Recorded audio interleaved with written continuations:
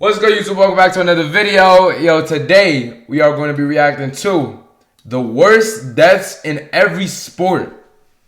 Shout out to Simple Paint, feel me, for making this video. Link's going to be down below to the original video. And yeah, the worst deaths in every sport. Wow.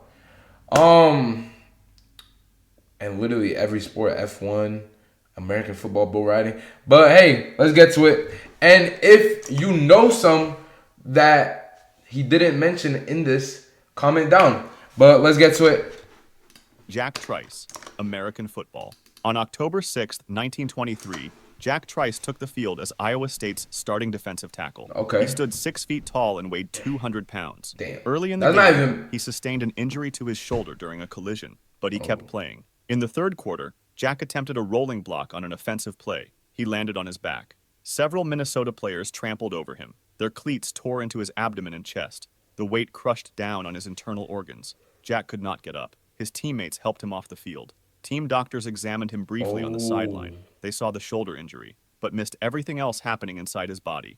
After the game, Jack was taken to a Minneapolis hospital for evaluation. Doctors cleared him to travel. They told him to rest. What the fuck? The team boarded the train back to Ames that evening. Jack lay on a makeshift straw mattress in a railroad car. The train rocked and swayed through the night. Nobody realized he was dying. The overnight journey was rough. Trice began having trouble breathing. When the train arrived in Ames on Sunday at 1 a.m., he was immediately taken to the campus hospital. His condition worsened throughout the day. Doctors discovered his injuries were far more severe than initially thought.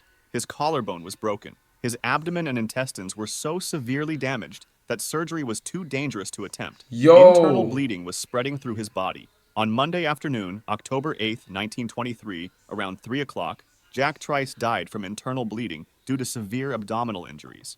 Lane Frost. Yo, that's low-key L doctors, bro. Because bro, damn. Bro, that's so scary. Isn't it scary that, like, your life depends on another human and you know they could, like, fail to discover some shit, bro? That's just so scary, bro, because the doctors were so worried about the shoulders, they didn't even check anything else in the body, bro. So they really could have saved him. But they just cleared him because they saw the shoulder that like it was gonna heal by itself and shit. That's actually so scary, bro. Bull riding. On July 30th, 1989, Lane Frost walked through the gates at Cheyenne Frontier Days in Wyoming. He was 25 years old and one of professional rodeo's brightest stars. Damn. He had won the world championship in 1987, and people recognized him wherever he went. That afternoon, the draw assigned him a bull named Taken Care of Business. The bull had a reputation among riders. Big. Bro, I'm sorry, I'm not trying to laugh, but bro, gang, a boy named Taking Care of Business? No wonder that nigga's gonna try to kill you, gang. No wonder, bro. Yo, if I'm a bull rider, I don't care what the risk is, what the money is. If I'm a bull rider and the boy is named Taking Care of Business and he already had a reputation with other niggas, gang, switch bulls right now, bro. Switch bulls right now to taking care of people, gang, and some shit like that, gang. Taking care of business? That nigga's not trying to just hurt you. That nigga's gonna try to kill you, gang. He's gonna make sure you're off his back, look at you straight in the eyes, and stomp on your fucking chest, gang. Multiple times, bro. Taking care of business? Yeah, hell no, bro.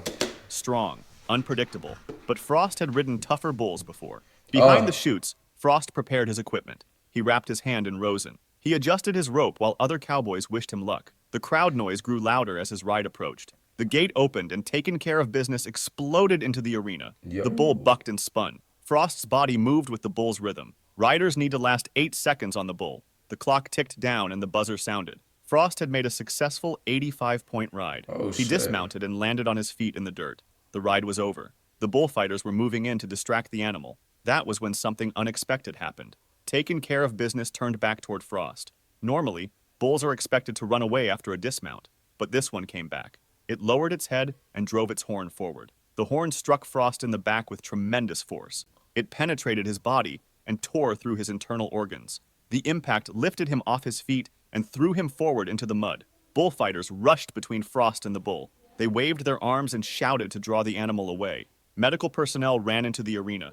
Frost lay face down in the dirt. He was not moving. The paramedics turned him over, but his face was covered in mud. He was not breathing. Lane Frost was rushed to the hospital, but was pronounced dead shortly after arrival. The horn had caused massive internal hemorrhaging. Hey, that bull took care of business, gang. That bull took care of business, bro. Hughes, Yo. cricket. On November 25th, 2014. How do you die from cricket, bro? I'm sorry. How do you die from cricket? I ain't gonna lie, bro. You really gotta be some weak nigga to die from cricket, bro. What the fuck? Philip Hughes arrived at Sydney Cricket Ground for a domestic Sheffield Shield match. Hughes was 25 years old when he played for South Australia against New South Wales. He was also a member of Australia's national team. This was supposed to be routine, just another domestic match. A few moments later, the New South Wales bowler Sean Abbott began his run-up. He released the ball. It was a bouncer designed to rise toward the batsman's chest and head area. Hughes read the delivery and decided to play a pull shot. He tried to hit the ball to the leg side, but he misjudged the bounce slightly. Instead of the ball arriving at chest height where he expected it, the ball rose higher. The ball struck the left side of Hughes's neck just below his helmet, rupturing his vertebral artery. The spot was unprotected. It was at the base of his skull, where the neck connects to the head. Hughes collapsed immediately. The ball had struck him in what medical experts call a kill zone. Paramedics worked on Hughes, but his brain was bleeding. He was later transported to St. Vincent's Hospital in nearby Darlinghurst. Surgeons operated to relieve pressure on his brain, but the bleeding would not stop. He died on November 27th, 2 days after being struck and 3 days before his 26th birthday. 3 days after your 26th birthday?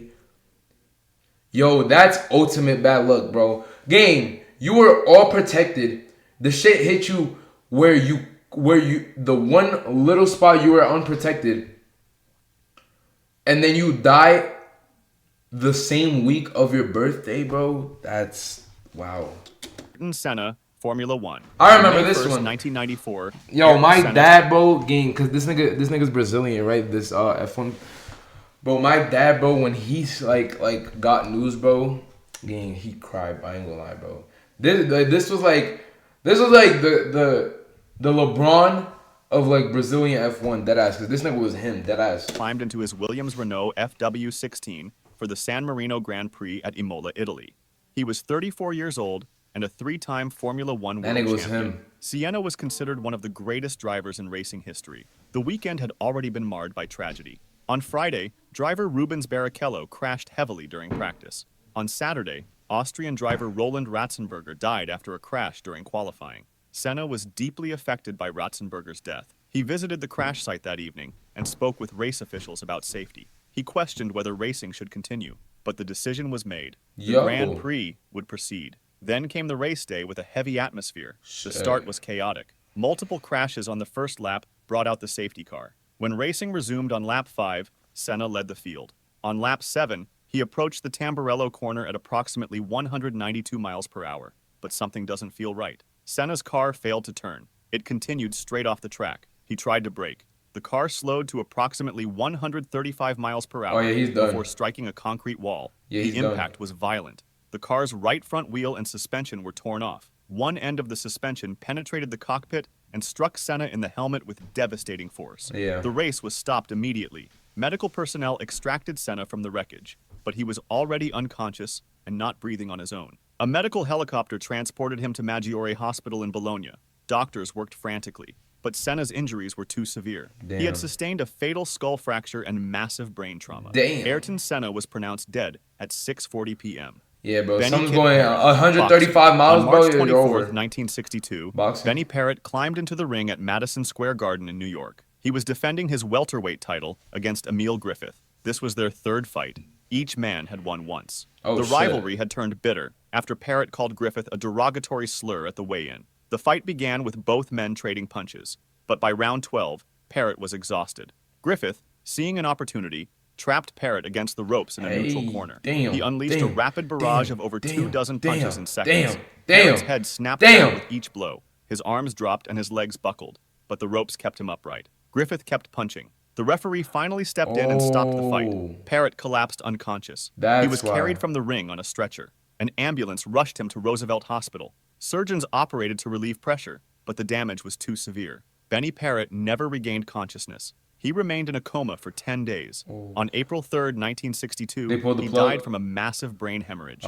Marc Yo, Vivien Foé, that's soccer. crazy. On June 26, 2003, Cameroon faced Colombia in the FIFA Confederations Cup semifinal at Stade de Gerland in Lyon, France. The evening was warm, the stadium was full. This was an important match. The winner would advance to the final. Marc Vivien Foé played defensive midfield for Cameroon. He was 28 years old and one of Africa's best players. He had played for Manchester City in England. Oh yeah. To Lyon. He was experienced and fit. He ran constantly during matches. The game was physical and competitive. In the 72nd minute, Foé was jogging back toward his defensive position. He was not involved in immediate play. No contact had occurred. No collision. Nothing unusual. Then suddenly he collapsed. Foé fell face first onto the grass. His body went completely limp. Oh yeah, the Players same nearby shit. Immediately recognized something catastrophic had happened. They Myopathy. waved frantically for medical staff. Medical personnel sprinted onto the field. They found Foé unconscious and not breathing. Despite all efforts, Marc Vivien Foé was pronounced dead about 45 minutes. Yo, and these are the same doctors from all the other niggas too.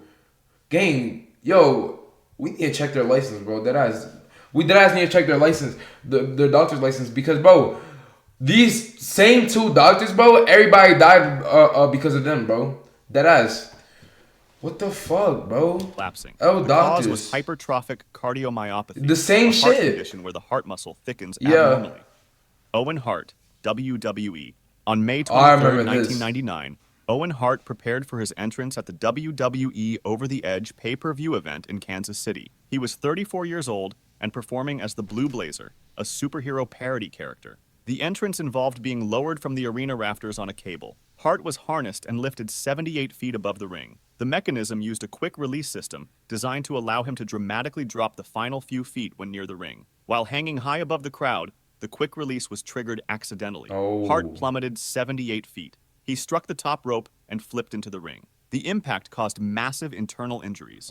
Medical personnel in the arena rushed to help. Despite emergency surgery, he was transported to Truman Medical It's the same doctors. Dead from internal the injuries. Same doctors. Dale Earnhardt, NASCAR. On February 18, 2001, Dale Earnhardt drove his black number 3 Chevrolet around Daytona International Speedway. The Daytona 500 was on its final lap.